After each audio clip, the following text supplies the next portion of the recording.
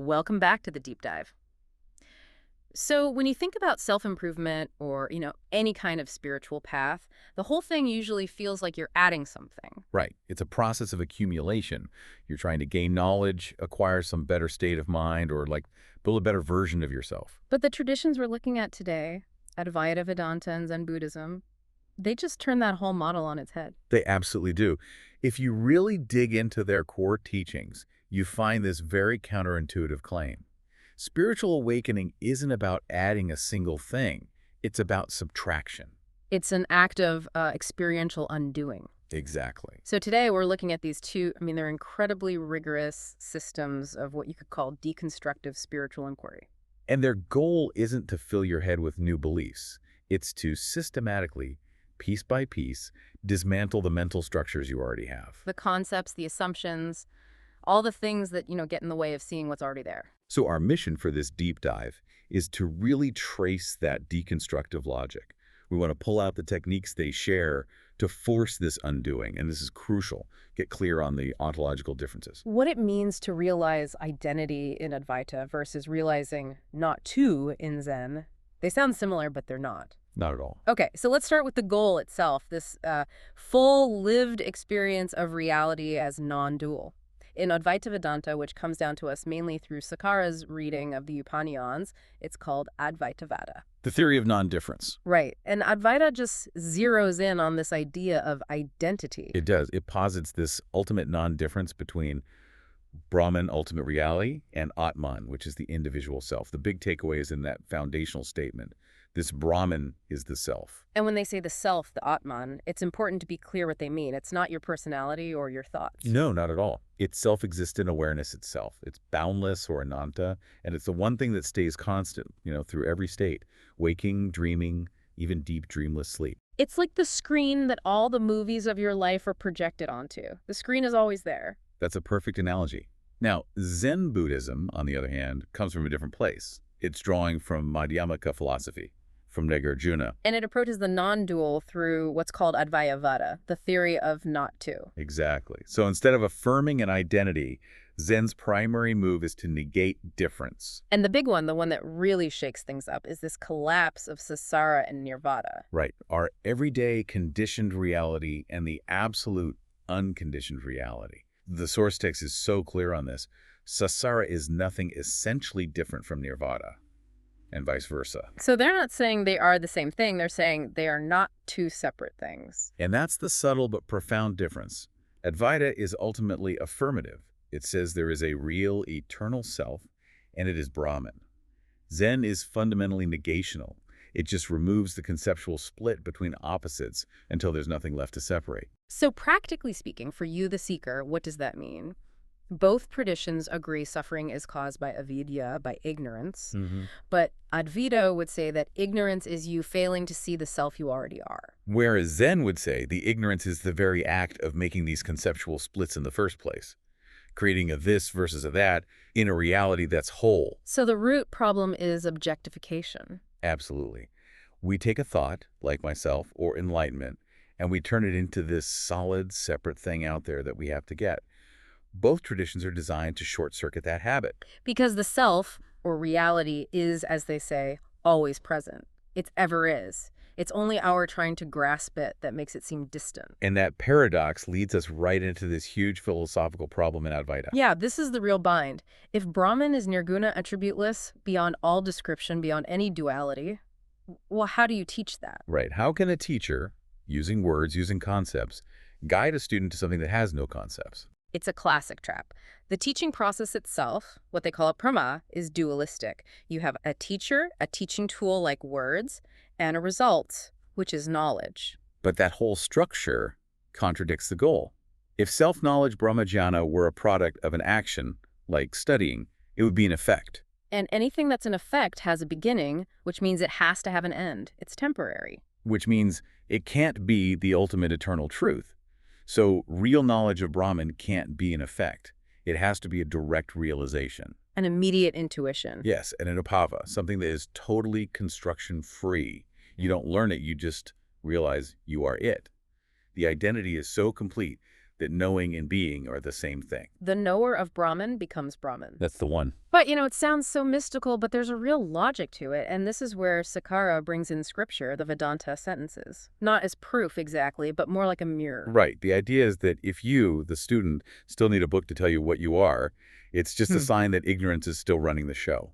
The truth should be self-evident. And when that direct pointing fails, because the student's mind is just so tangled up in its own habits. That's when the teacher has to make that deconstructive move, that paradoxical correction. Like that amazing example with the sage Yajavalkya. Oh, it's the best. When the student, Uksasta, asks him to explain Brahman. Yajavalkya just shuts down the whole intellectual game. He says, you cannot see the seer of seeing. You cannot hear the hearer of hearing. He's forcing the student to see that the self is the ultimate subject. It's what's doing the looking. You can't turn it into an object to be seen. It's a conceptual dead end by design. Now, before we get to the techniques themselves, we have to mention something really important about the context of all this in Advaita. Yes, this is a crucial historical note. This whole idea of Brahman being universal, boundless, it suggests a path that's open to everyone, but that's not always how it played out historically. That's right. So Sakkara himself laid out these 4 requirements for eligibility, the adhikara. Things like having a calm mind, self-control, and so on. Universal qualities. But later on, the more orthodox interpretations, they became much more rigid. They did. This need for preparation got mapped onto the existing caste system. And the result was the exclusion of women in certain castes from even beginning this inquiry. So the philosophy was universal, but the social application became incredibly circumscribed. Exactly. It's this powerful and kind of tragic example of how conceptual boundaries in the world can end up restricting this path to experiential freedom. It's a deep tension. A real lesson in how the how of teaching can sometimes undermine the what's. Well said. Okay, so let's shift to the practice. Given how tight this philosophical bind is, both Advaita and Zen develop these really practical methods to, break the intellectual filters. We've pulled out 4 key techniques they share. And the first one is just so direct. It's called unfindability analysis. Yeah. The whole point is to make you, the student, try to find and stabilize your conceptual self, only to have that effort completely collapse. And the Advaita master Ramana Maharshi was a genius at this. He'd use a student's own language against them. If someone said, "This is myself," he would just jump in. Right. He'd ask, are there 2? A I and a self? Or if they said, "I haven't realized," he'd ask, "Who is it that has or has not realized?" And that question just pulls the rug out from under the whole subject-object structure of your thought. The moment you search for the boundary between the I who is seeking and the self that is sought, you can't find one. The whole construct just dissolves. Which leads right into the second strategy, bringing everything back to the here and now. This is all about dismantling the mind's constant projecting into the future. Because if liberation is something you're going to get later, it's just another object your mind is chasing. But the true self is always present. The search is always misplaced in time. The Zen master Hugen Yamahata puts this so beautifully. He says, real awareness of now is better than any future enlightenment. And then he says, now cannot be measured by time. Time is a concept, just now. If you make a concept out of now, it's already rotting, no longer fresh. I love that. The concept of now is already rotting. It's stale. It's so good because it shows how fast the mind works. Even the experience of the present moment, it immediately tries to freeze it, label it, and turn it into a thing. But the real moment is fresh because there's no duality in it, no before, no after. Okay, technique number 3, paradoxical problems. This is where things get really intense. These are designed to throw you right into the heart of your own contradictions. This is where you get that koan-like feeling in Advaita. Yeah. Punjaji was a master of this. Students would come to him struggling with this idea that if you're already liberated, there's nothing to do, nothing to attain. It's a huge dilemma, a total catch-22. So a student, completely frustrated, asks him, well, why did I come here then if I'm already realized? And what does he say? Punjaji looks at him and says, you came here because you thought you were there. Wow. Yeah, that's an instant collapse. It is. The whole problem just vanishes. It shows that the act of seeking was based on a false idea, that you were there, in bondage. But the truth is, you are here, already free. The paradox reveals the search itself was the only obstacle. Unbelievable. Okay, 4th and final technique. Negation or the via negativa. This is a really subtle but critical tool. It's about dismantling dichotomies without making the mistake of just affirming the opposite, which would just create a new concept for the mind to grab onto. In Advaita, you see this in the Upanishads. They'll negate opposite qualities side by side. Brahman is not coarse, not fine. It stops the mind from trying to build a new box for Brahman to fit in. It's showing that it transcends all attributes. And in Zen, this is the Madhyamaka dialectic taken to its absolute limit. Right. A teacher tells a student, mind is Buddha. Later, the teaching is, no mind is Buddha. And finally, to completely break the conceptual habit, they say, neither mind nor no mind is Buddha. It's designed to get the student completely stuck in his own bifurcations. It's an intentional conceptual overload.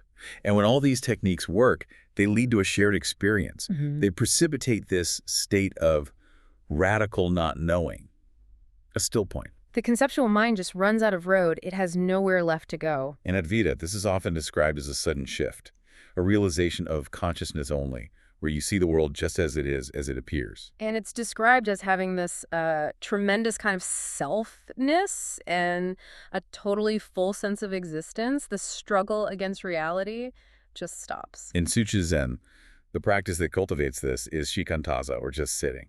The goal is non-thinking, and you get there by just letting thoughts arise and naturally deconstruct on their own. You just keep focusing on the stable, unmoving posture. And I think this is where the effort comes in. It sounds passive, allowing yourself to be as you are, but it's not. It requires this constant, gentle, active work of noticing when you've drifted into thought and then Just coming back. Yep. over and over again to the immediate sensation of the moment. It's the work of continuous surrender. And this brings us to one last, really crucial point where they agree. What happens to the world after this realization? Does everything just disappear? And they both say, emphatically, no. The world isn't annihilated, it's transfigured. The illusion, Maya, isn't that the world is fake. The illusion is our failure, our ignorance, to see its non-difference from the absolute. So the difference between a bound person and a liberated one isn't what they see, but how they interpret it. Exactly. The world still appears with all its dualities, hot and cold, up and down. But the liberated person knows, on an experiential level, that this appearance isn't separate from Brahman. It's not a disruption, it's a revaluation of everything. It becomes a celebrative expression of Brahman's fullness. And not a prison you have to escape from. What a deep dive. It just shows how two very different philosophical systems can use the same rigorous logic of subtraction to arrive at this profound, transformative truth. That deconstructive logic is just so powerful. And maybe here's a final thought for you to take with you.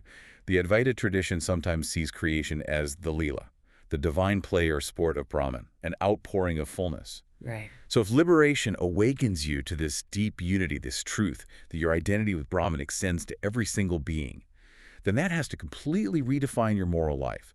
If the world is a non-separate celebratory expression of an infinite reality you are one with, what kind of purposeful engagement does that realization demand from you here in the relative world?